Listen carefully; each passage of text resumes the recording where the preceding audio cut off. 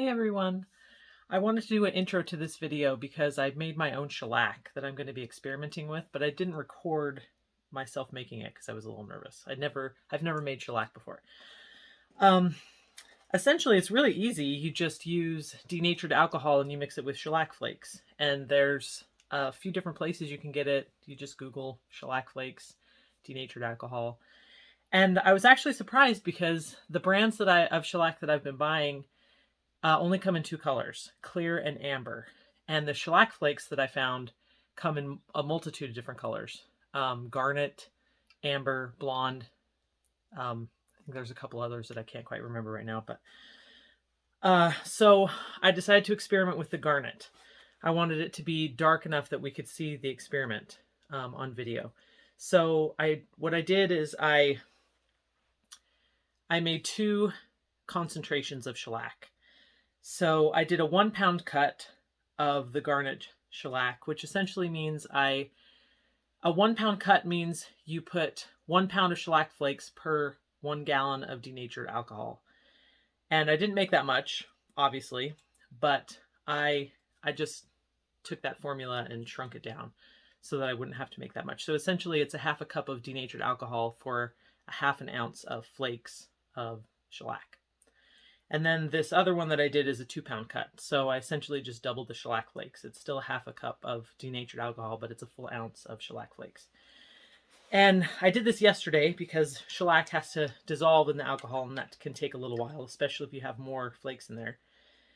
But that went smoother than I actually anticipated it would. All the videos I've watched on how to make shellac talk about how you need to shake the bottles like every 15-20 minutes or so to keep it from settling at the bottom. And I did that for the first hour or so. I just kind of sat and shook them every few minutes. But after that hour, I went to bed and I let them sit overnight. And I came back in the morning and was looking at the bottom of my bottles, and there wasn't anything there. Nothing had settled.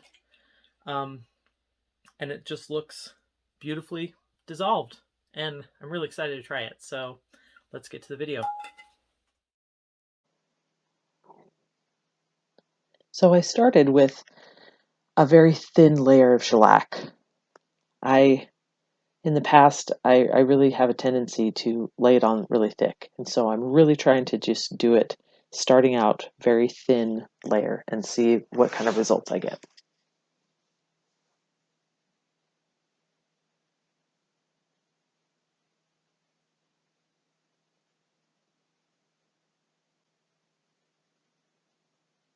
And the results, they're not bad. I think that the constriction happens and the cells appear a little bit better with the 2 pound cut. But I wanted to try again and see what would happen if I tried a thicker layer.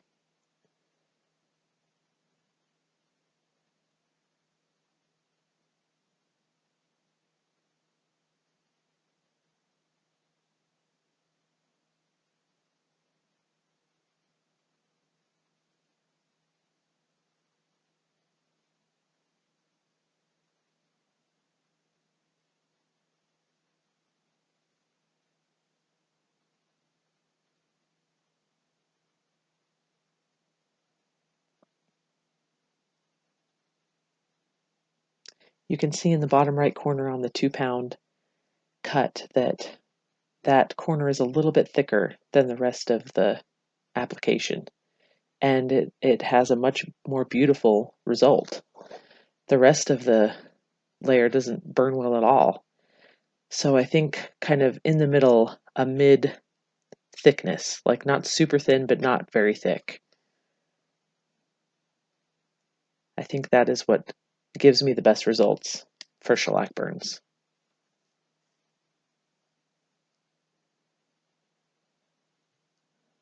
I also wanted to try doing a wet burn this time. And if you've never done a wet burn, what you do is you apply the shellac, and then instead of letting it dry, you immediately light it on fire. So you're working with an open flame. If you've never done it before, do it outside. Outside is where I usually do it. But because I'm not spraying the whole surface this time, and it's a very small area, I'm just doing it here on my table. and the result with a 1 pound is much better with a wet burn than with a dry burn. The 2 pound, I'm getting bigger cells, and it's interesting because these effects are different from any wet burn I've ever done before. And it may be the type of shellac that is so fresh. It may also be that I'm not spraying it, I'm actually applying it with a brush. But I really liked the results of the wet burn. I got some interesting results with the dry burn. Definitely want to go with the 2 pound cut from here on. But I think I'm going to try doing a 3 pound cut too. I didn't do it this time because I thought it might be too goopy because that's a lot of shellac flakes. But I think it might be worth giving it a try just to see what the results will be. So look out for that video, and I hope you guys found this interesting and it gave you some good ideas for your own paintings going forward. Um, Shoot me some questions in the comments if you have them, and I'll see you in the next video. Thanks.